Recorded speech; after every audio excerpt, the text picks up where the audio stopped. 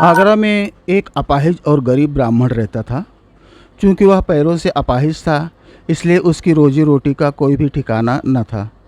उसने कई बार बादशाह अकबर के दरबार में सहायता की गुहार की, किंतु राजपुरोहित ने कभी उसकी बात को सिरे नहीं चढ़ने दिया। वह न जाने क्यों उससे जलता था। एक दिन किसी ने उसे सलाह दी कि तुम बीरबल के पास चले जाओ, वह तुम्हारे लिए अवश्य ही कुछ न कुछ करेंगे।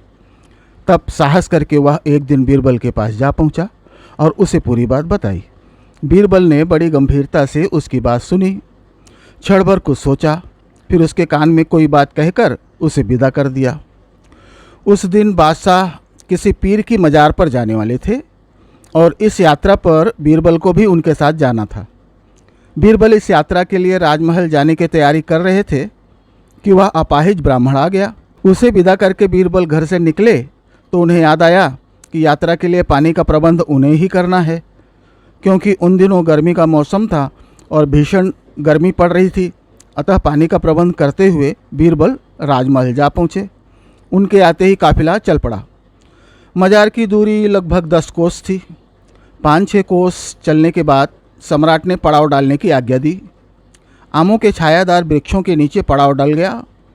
सभी ने हाथ मुंह धोकर भोजन प्रारंभ किया। अभी भोजन चल ही रहा था कि न जाने कैसे पानी की गोल बड़ा ढोलनुमा घड़ा लुढ़क गई और देखते ही देखते पीने का सारा पानी बह गया। अब सभी परेशान।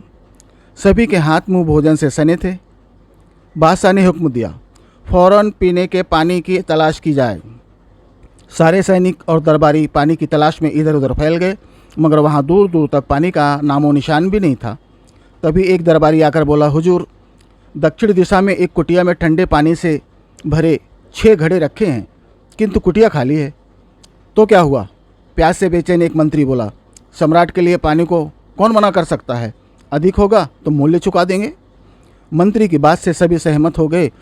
वह सभी कुटिया पर गए और हाथ मुंह धोकर पानी पीने ही लगे थे कि कुटिया का मालिक आ गया।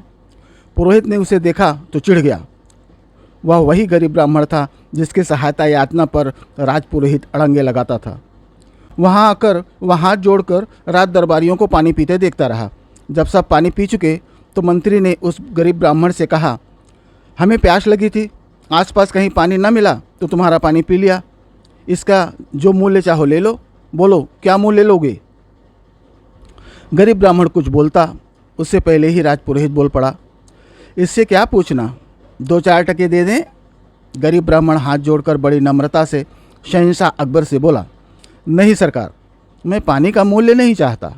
हाँ, पानी को प्रसाद समझकर आप इस गरीब ब्राह्मण को कुछ दक्षिणा देना चाहें तो आशीर्वाद देकर स्वीकार कर लूँगा। अकबर ने मुस्कुराकर बीरबल की ओर देखा। तब बीरबल ने कहा, यह गरीब ब्राह्मण ठीक ही कहता है हुजूर। इस संकट की घड़ी में पानी का मिलना भगवान का प्रसाद मिलने के समान ही है।